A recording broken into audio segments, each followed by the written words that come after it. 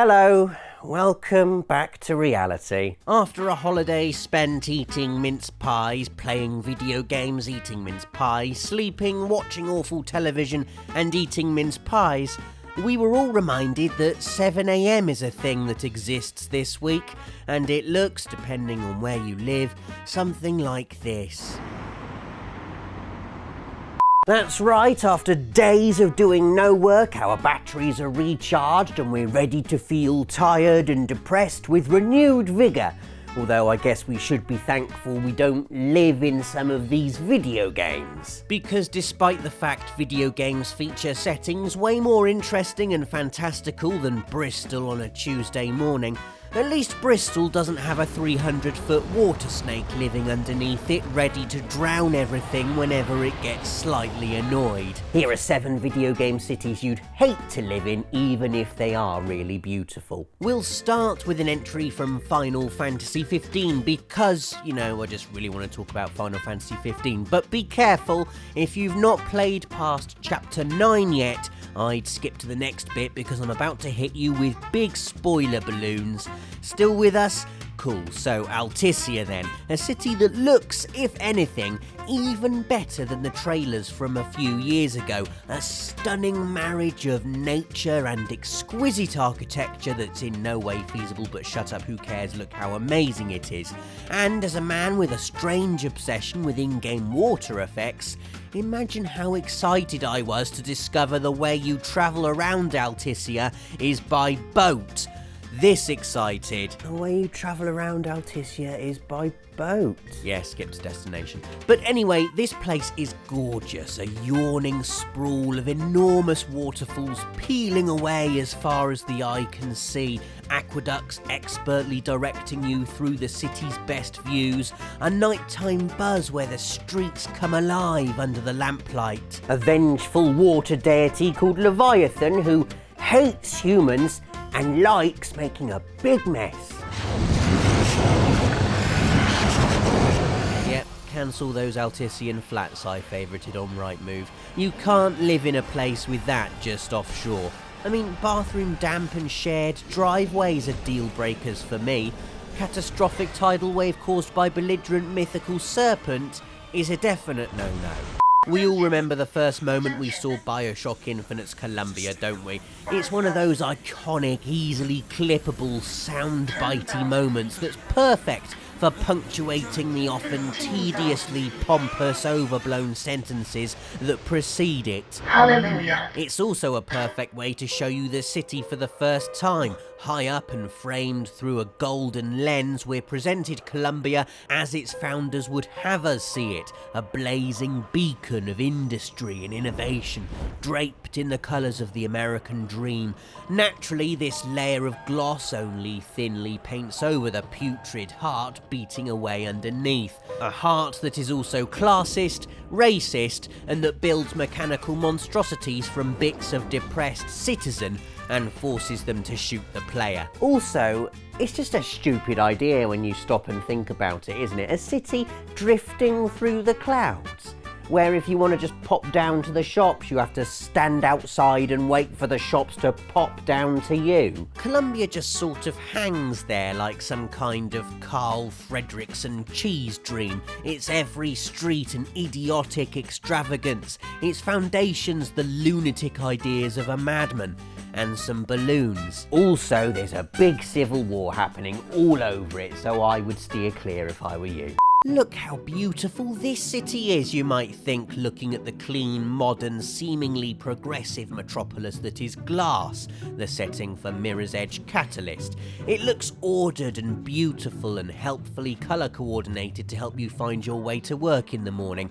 But in reality, much like Columbia, peel off the gleaming crust and there's a dark scab pulsing away underneath. Glass is almost entirely privatised, run by a network of 13 corporations headed up by Kruger Holding, whose big cheese, Gabriel Kruger, has the most obviously evil name in the history of the villainous rich dude's baby name handbook. Kruger is so evil that he owns the entire city's law enforcement, which he's called Kruger Security, or KSEC, instead of the more widely accepted term, police. Everyone works for one of these corporations too. In fact, citizens of Glass are so depersonalised they're referred to simply as employees, their entire lives controlled and monitored through an all-encompassing digital network called the Grid. Imagine having a government that could look at what you were doing online at any time. I would not live there. And I'd also transfer my entire internet history onto a hard drive and fire it into space. But anyway,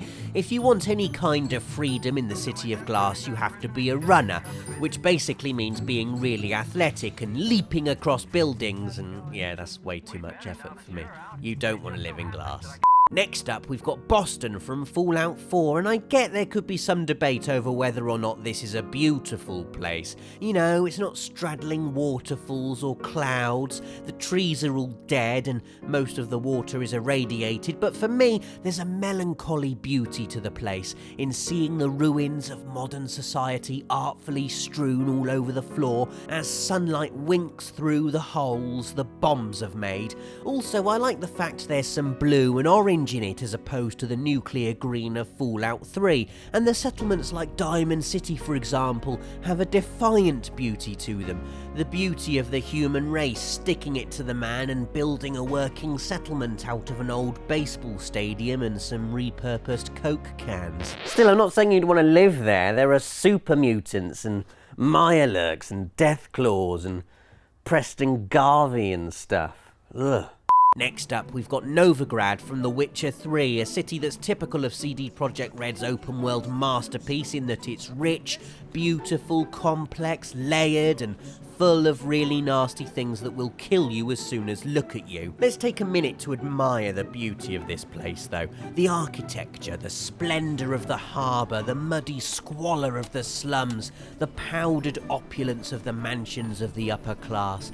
The air is thick with the buzz of frenzied human activity. You can almost smell it. Beggars, performers, thieves, merchants, knights, thugs. It's so alive, so vibrant, so wonderfully corrupt and rotten. The absolute worst thing about living there, however, would be King Radovid's overzealous witch hunters. This swaggering band of bigots have taken it upon themselves to purge the city of all mages, a nasty brand of prejudice that boils over into hatred for elves, dwarves, witches, and basically any non-human without a shaved head and a face like a pinched abscess. Because if anything's going to spoil a sunset stroll through Novigrad's red brick streets, it's the charred remains of an innocent mage smouldering away in the evening heat. Basically, you'd only want to live in Novigrad if you're a level 50 badass encased in Grandmaster Wolven armor whom the guards are just going to leave the hell alone. And even then, you'd probably want to move to Beauclair. That place is lovely, sunny, ornate, has a murderous vampire on the loose. Markov. Now, this is actually my favourite city in Skyrim. The story it tells just from its existence is amazing. A wonder of ancient dwarven architecture carved into the mountain, a towering fist of bronze and stone. I've often thought about how cool it would be if the next Elder Scrolls game was set in the distant past and we got to explore these civilizations at their peak. Sounds like a perfectly wonderful city, doesn't it? Well, as with many of the other places on this list, peel away the outer layer and underneath... Yeah, I'm struggling to find different ways to say that now. Anyway, Markov has a bunch of writhing problem worms eating away at its core. There's the aristocratic Silverblood family for one, who strut about like they own the place, because they sort of do, throwing people into Sidna Mine prison for the slightest misdemeanour. He accused me of lollygagging. It was just a little stab. Where they force the inmates to dig up silver ore, perpetuating their stranglehold on the city's wealth. Also lurking in Sidna Mine are the Forsworn, a bunch of violent rebels who were the original settlers in the area until they were driven out by Ulfric Stormcloak and his Nords. I mean, I'd feel sorry for them if they weren't such a bunch of murdering scumbags. Also, Their armour is rubbish, but by far the most terrifying thing about Markov is that it sits on top of a network of Dwemer ruins, an elaborate maze of automated defence robots that's also infested with Falmer and a giant frostbite spider that's so horrible it's even got a name. You'll have to take my word for it that it's terrifying, okay? I realise this gameplay looks a bit empty. And that's because I've already been down here and killed everything because Rhaegarys Targaryen is such a royal badass. But believe me, this bit was hard, especially seeing as I only ended up in Markov after a heavy night of mead drinking with that Sam guy from the tavern in Everstead. Anyway, whatever, I'm the king here now. Don't live here. Our final entry is one of the best looking cities on PlayStation from a graphical standpoint anyway. If you actually found yourself in Gotham from Batman Arkham Knight, you'd find it to be dark, constantly raining and completely devoid of citizenry. Instead, you've got automated tanks, drones and rampant gangs of thugs to contend with, almost like the place hasn't been designed for people to live in and instead exists solely as an elaborate assault course for a billionaire superhero in his big stupid car. Unless you're Batman, and you're not Batman, stop saying you are in your Twitter bio, then getting around Gotham would be an absolute nightmare. I don't see any public transport, I don't see shops or houses. Basically, you need to live in a warehouse and own a grappling hook if you want to live in Gotham. All it's good for is looking cool from rooftops and for being the setting to an amazing Batman game. A location for prime real estate, it is not. And there we go, 7 video game cities you'd hate to live in despite the fact they're beautiful. And that's because beauty is only skin deep. If you can think of any other examples, stick them in the comments, leave us a like if you're happy 2016's finally over, and please do subscribe because I'm back to making these videos every single Friday. Thanks for watching.